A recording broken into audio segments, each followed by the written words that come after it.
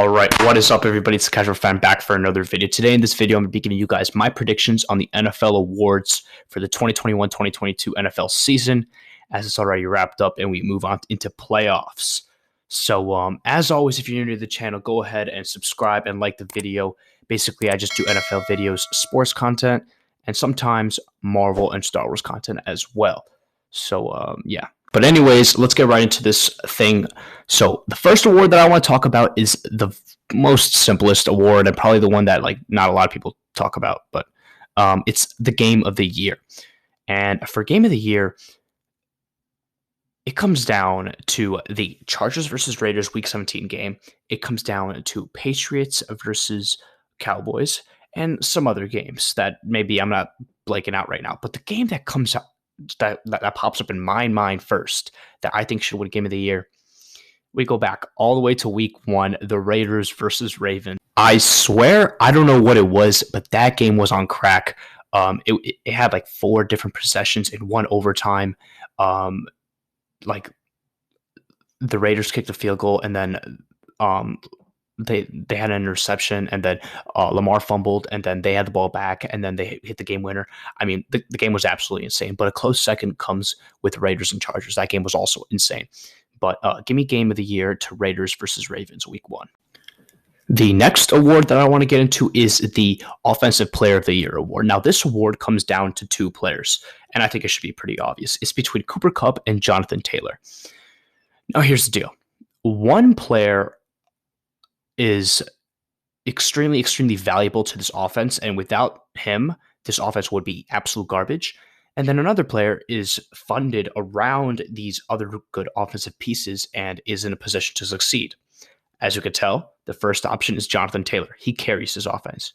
Cooper Kupp, he doesn't necessarily carry his offense, but he provides a very crucial part in that offense. He has a very good quarterback throwing to him. He has a good offensive line to give his quarterback enough time to throw, a great scheme, and all that kind of stuff. So I think Jonathan Taylor is more valuable than Cooper Kupp, but I think Cooper Kupp needs this award. The reason why is because he leads wide receivers in every single statistic, in yards, in touchdowns, in receptions, in targets, in everything. And I believe he has 19,047 yards, almost breaking Calvin Johnson's record. So for that reason, give me the Offensive Player of the Year award to go to Cooper Kupp. Congratulations. For Defensive Player of the Year, this award, in my opinion, is kind of a no-brainer. It has to go to TJ Watt. In the beginning, people were saying Trayvon Diggs should win it. People were saying Micah Parsons might even win it. But TJ Watt, I mean, he tied the sack record. He's an absolute beast, and he's honestly unstoppable. One of the coldest defensive ends, I think, maybe even of all time, when it's all said and done, whenever his career is going to be over. I think he's going to be up there with his brother, JJ Watt. And man, he is a problem. Defensive Player of the Year. He got snubbed last year, but this year it won't happen again. TJ Watt, it goes to you. Then we move on to Offensive Rookie of the Year. Now, this award was between 3 people. Mac Jones, Creed Humphrey, center for the Chiefs, in case anybody doesn't know, and Jamar Chase. And right now, I think it's pretty clear it's Jamar Chase. This man has been going off like crazy, and he has been proving all the doubters wrong. Mac Jones, if you didn't lose those last couple of games, which, by the way, does look kind of ugly on your resume, losing to the Dolphins like that and all that kind of stuff and fumbling the division away, I think the award would have went to you. And Creed Humphrey, nothing bad against you, but Jamar Chase has just been going off recently. So, Offensive Rookie of the Year. Then I think this is going to be the most easiest and most no-brainer award that's going to be given out. This shouldn't even be a debate. It's Defensive Rookie of the Year. It should easily go to Micah Parsons. I mean, Mans is literally on the All-Pro team as a rookie. He's an absolute monster and a leader of that Cowboys defense as a rookie. Move on to Comeback Player of the Year, and I think that this goes to Dak Prescott. Now, people might be saying that it should go to Joe Burrow, and yes, I do think Joe Burrow does deserve it.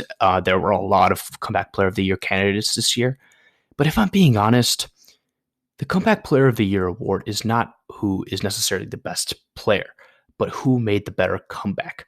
And let's not forget what injury Dak Prescott had to go through. I mean, he was literally bawling his eyes out as he was getting escorted out of the stadium. He went through so much adversity. His leg literally got separated from his ankle. And yeah. I mean, Joe Burrow had an ACL injury, which is still bad, but the adversity that Dak Prescott went through is absolutely insane. Yes, Joe Burrow has better stats, but I think Dak Prescott has the better comeback story and the better comeback player of the year award. So I think it goes to Dak Prescott. Coach of the year is very tricky and very hard for me to predict because it's between four people. Mike Vrabel, who I think is being a very, very suspect head coach, and I think he's going to fold in the playoffs, and he's been folding throughout the regular season. I don't think Mike Vrabel is a very good head coach, so he's a good head coach, but I don't think he's the head coach of the year. Then we have Matt LaFleur, who I think maybe biasedly should win it. He's had 3 straight 13-win seasons. He's been an absolute dog. And all of his players love him. There's Bill Belichick, probably the greatest coach of all time in sports. Man is literally, I mean, how many seasons has he been coaching football? I don't know, but it's longer than I've been alive. And so maybe Bill Belichick should win it. Maybe Zach Taylor is another guy who should definitely win it. But I'm going to give it to Matt LaFleur. I'm going to give it to Matt LaFleur this year. Finally, we have the award that everybody's been waiting for and everybody really cares about. The award that everybody talks about throughout the season. It is the MVP. Not the Nickelodeon MVP, but the MVP, who I think belongs to Aaron Rodgers. He's a bad man. He's a bad man. And I think he deserves it for many reasons. I think he's been going through a lot this year with his toe injury, and he's been still proving that he's the best. He has the best record in the NFL, the number 1 seed. He has the best interception touchdown ratio in the league. He has beat the undefeated Arizona Cardinals with second and third stringers, and week after week, he just continues to show greatness. So I think it belongs to Rodgers.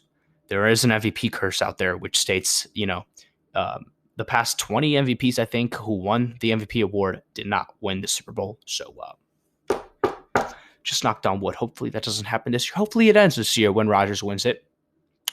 And yeah, those are my NFL awards. Those are my breakdowns and predictions. So yeah, but next video that's going to be coming out on this channel is the video that I've been waiting to post for a while.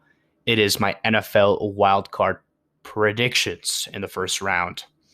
I'm excited. And yeah, that's going to do it for this video. I'm out. Peace.